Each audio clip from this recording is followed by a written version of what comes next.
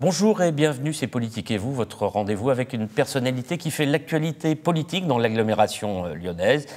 Ils sont présents un peu partout au travers des manifestations, des actions de rue. On les a vus s'illustrer avec des masques de cochons, très en pointe contre le mariage pour tous.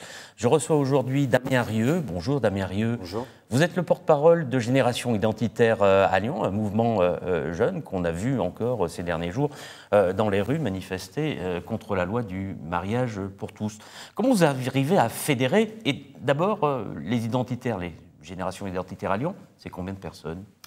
Alors, Génération Identitaire à Lyon, donc il faut savoir qu'on a un local qui s'appelle La Traboule, sur lequel on peut rassembler 300 adhérents environ. Il y a une partie qui est beaucoup plus militante, où on a, je dirais, une petite centaine de militants. Et sur des événements plus massifs, plus importants, on arrive à rassembler jusqu'à un demi-millier de personnes. C'est le cas le 8 décembre avec Louk de Namsoum, où on rassemble voilà, presque 600 personnes. Louk de Namsoum, c'est une marche, en direction de Fourvière, oui, voilà, qui a été instituée il y a quelques années. À Lyon, c'est ce qui vous a fait connaître un peu. C'est vrai, ça a plutôt marché. Je pense que c'est une belle réussite de rassembler 600 personnes dans la redécouverte du vrai sens du 8 décembre. On fait ça avec une association de défense du patrimoine. Et voilà, donc c'est à peu près l'échelle, je dirais entre 80 et ça peut aller monter jusqu'à 600 si on rassemble large. Qu'est-ce qui vous caractérise aujourd'hui, ces opérations spectaculaires, médiatiques, quand vous avez envahi le Quick Halal pour protester contre la disparition de la viande de porc ?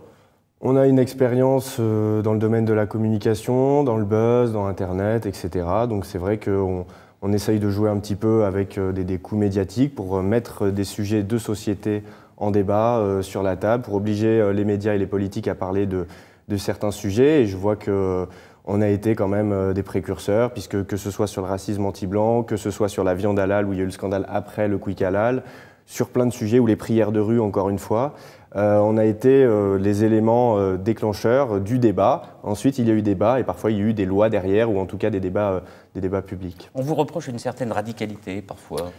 Je ne crois pas qu'il y ait une radicalité. Ce qui est radical, c'est surtout la situation d'aujourd'hui, la réalité qui est radicale. Et je crois qu'il faut adopter un discours qui est pragmatique. On est face à une réalité difficile, donc notre discours est fort. Quand il y a eu les manifestations, la marche des cochons à Lyon interdite, il y a malgré tout eu des violences. Attendez, il y a eu des violences, il y a eu, je crois, une vitrine cassée, il n'y a pas eu de voitures brûlées, il n'y a pas eu de magasins pillés, donc je crois qu'il ne faut pas exagérer. Dans toute manifestation, il y a des éléments provocateurs et perturbateurs, que ce soit des manifestations syndicales, sociales, etc. On se souvient des émeutes de Lyon en 2010. Je ne crois pas que c'était les identitaires qui ont saccagé la rue de la République, etc. Donc voilà, il y a eu un débordement, nous le condamnons fermement et je pense que ces gens-là nuisent à nos idées en provoquant, voilà. Mais ça reste totalement marginal et c'est très bien passé. C'est cette image qui vous colle à la peau, c'est ça, de radicalité, de violence ? Je ne crois pas, non, on a une très bonne image, la jeunesse est derrière nous et nous soutient en majorité. Il n'y a pas d'image de violence. Cette image de violence, elle essaye d'être mise en place par l'extrême gauche, qui est très jalouse de notre succès, qui ne comprend pas comment on arrive à créer une véritable MJC de droite non subventionnée, très jalouse de ça. Vous définissez comme une MJC de La Traboule, oui, bien sûr. C'est un lieu gauche. culturel, c'est un lieu associatif, c'est un lieu de rencontre. C'est une MJC de droite non subventionnée et je crois que tous les jeunes aujourd'hui à Lyon connaissent ce qu'on fait, la plupart nous soutiennent. Donc voilà, il y a la gauche et l'extrême gauche est un petit peu jalouse, un petit peu gênée de ce succès. Sur les actions que vous conduisez, en ce moment, il y a une thématique qui vous occupe, c'est celle du mariage pour tous. Vous arrivez à monter des opérations très rapides, des manifestations de rue. Encore la semaine dernière, Alors, vous êtes aux commandes ou pas ? Non, qu'on soit très clair, nous ne sommes pas les organisateurs. Nous faisons partie. Très présent quand même. Nous faisons partie d'un ensemble d'organisations. Nous travaillons avec les organisateurs, nous les soutenons. Nous pensons que la Manif pour tous va dans le bon sens.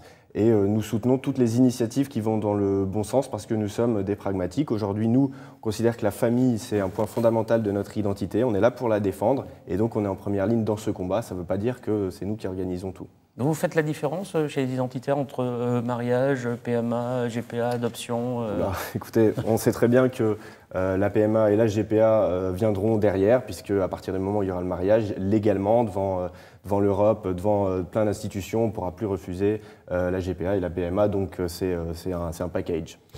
Comment le mouvement a émergé, s'est constitué il y a quelques années Génération identitaire, Rebeen, on n'entendait pas parler. Qu'est-ce qui a cristallisé et incité vos adhérents à venir à la Traboule dans le Vieux-Lyon?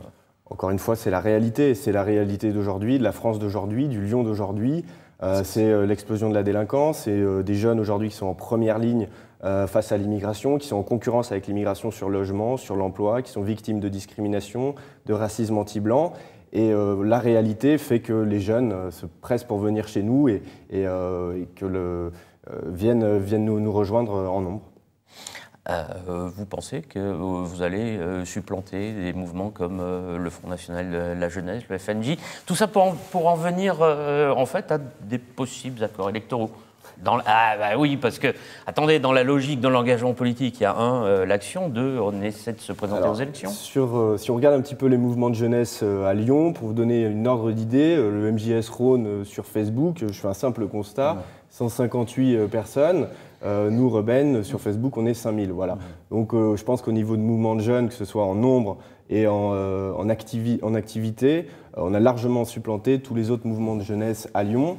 Et puis en France, on peut regarder, on peut discuter, c'est moins évident, mais en tout cas, Génération Identitaire, en 6 mois, est passé devant le MJS aussi au niveau national, pareil sur Facebook, qui peut être pour mesurer un petit peu. Voilà.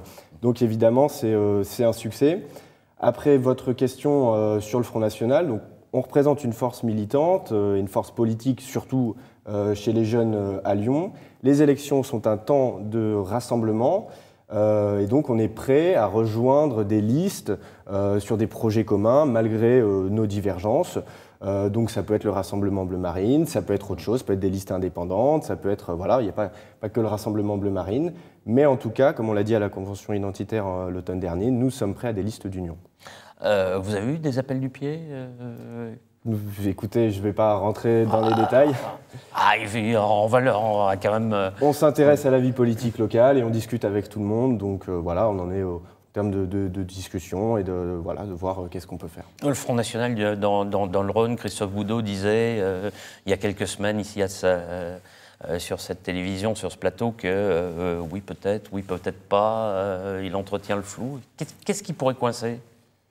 Écoutez, si ça coince. Écoutez, il y a une politique qui est menée au niveau national, il y a des réalités locales, il y a les identitaires qui sont indispensables dans certaines villes, voilà. Il y a des discussions qui peuvent se faire, je vais pas m'étendre plus. Bon, alors vous reviendrez nous en parler quand il y aura des accords que vous présentez. Présentez votre liste tout seul, c'est envisageable? On verra. Le suspense est complètement ouvert. Vous avez fait plusieurs actions. Parmi les autres actions, il y avait des actions saucisson pinard. On n'en entend plus parler. Bah écoutez, vous avez changé de mode, vous buzzez un peu sur des actions qui prennent et... Non mais je crois qu'il faut savoir se renouveler. On ne peut pas jouer sur des effets, des actions médiatiques indéfiniment. Saucisson pinard, c'était une période, il y a 1 ou 2 ans. Maintenant, on travaille sur d'autres choses. On a fait le chantier de la mosquée à Poitiers. Aujourd'hui, il y a la manif pour tous. Voilà, on a fait notre campagne Génération Solidaire pour les SDF. Et puis, voilà, on va peut-être s'intéresser aujourd'hui à la légitime défense et à l'autodéfense, parce que dans un contexte où la police n'assure plus la sécurité des citoyens, on va s'intéresser probablement à ce sujet dans les mois qui viennent. C'est-à-dire self-défense, vous allez armer, vous allez faire des milices, proposer des bombes au poivre, vous donner des cours de boxe du tout. Par exemple, il pourrait y avoir des mesures comme la sanctuarisation du domicile, comme aux États-Unis. Il pourrait y avoir des mesures qui pourraient diminuer les cambriolages et les agressions, ou la possibilité légale d'avoir une bombe lacrymogène pour se défendre. Enfin voilà, toutes ces choses-là peuvent intéresser le public, et je crois qu'on va parler dans les mois qui viennent beaucoup de ces sujets-là, parce que la police et la réalité font qu'aujourd'hui les Français ne se sentent plus en sécurité. C'est un sujet lyonnais qui vous a inspiré cette thématique. Je pense aux violeurs du 8e arrondissement. On peut penser à ce sujet-là où voilà, on aurait aimé plus de pédagogie et de transparence, notamment au début de l'enquête. Voilà, et plus de responsabilité de la part des autorités. Mais bon, il ne faut pas se focaliser, c'est l'arbre qui cache la forêt, ce sujet-là. Honnêtement, des viols, il y en a tous les jours à Lyon, on le sait. Des meurtres aussi. Donc voilà, c'est pas l'essentiel. Peut-être pas tous les jours, mais pourquoi vous dites plus de responsabilité des autorités dans cette affaire? Qu'est-ce qui je crois qu'il y a un déni de réalité. On n'ose pas mettre les mots, on n'ose pas mettre les solutions, alors que s'il y avait une véritable volonté politique de diminuer l'insécurité, voilà, il y a des solutions, et elles sont pour l'instant pas mises en place. Lesquelles? Écoutez, plus de moyens humains, et puis s'attaquer aux vrais problèmes, à savoir qu'est-ce qui provoque la délinquance en France. La position des identitaires, c'est de dire que l'immigration y est pour, en grande partie, responsable. Il faudra un jour se poser la question, et de toute façon, les Français se l'ont déjà posé, puisqu'ils sont majoritaires aujourd'hui à refuser cette immigration. Est-ce qu'on pourrait dire que vous reprenez les propos anti-immigration de Jean-Marie Le Pen, quand Marine Le Pen les a un peu abandonnés pour aller plus sur le terrain social et économique? Écoutez, il est sûr qu'aujourd'hui, l'une des préoccupations fondamentales des Français, c'est cette immigration-là. Dans un contexte économique de crise, c'est encore plus un problème. Voilà, alors après que Jean-Marie Le Pen, écoutez, je n'étais pas né à cette époque où j'étais très jeune. Donc voilà, je ne peux pas vous en dire plus là-dessus. En tout cas, les Français s'intéressent à l'immigration avant et pendant Jean-Marie Le Pen et sûrement après. Donc voilà. Damien Arieux, vous le savez, dans cette émission, il y a une tradition. La dernière minute est consacrée à un coup de cœur, à un coup de gueule, en tout cas un sujet de votre choix. Alors allez-y, c'est gratuit et c'est à vous. Je voudrais parler sondage avec quelques chiffres donc, qui viennent du sondage Ipsos janvier 2013. 70% des Français pensent qu'il y a trop d'étrangers en France. 62% des Français pensent qu'aujourd'hui, on ne se sent plus chez soi comme avant. 57% pensent que le racisme anti-blanc est un phénomène assez répandu en France. 74% pensent que la religion musulmane n'est pas compatible avec la société française. Et puis, je voudrais à tous les gens qui s'intéressent au remplacement de population parler de chiffres, à savoir le dépistage de la drépanocytose, qui nous renseigne un petit peu sur des statistiques ethniques, puisque vous savez qu'elles sont interdites.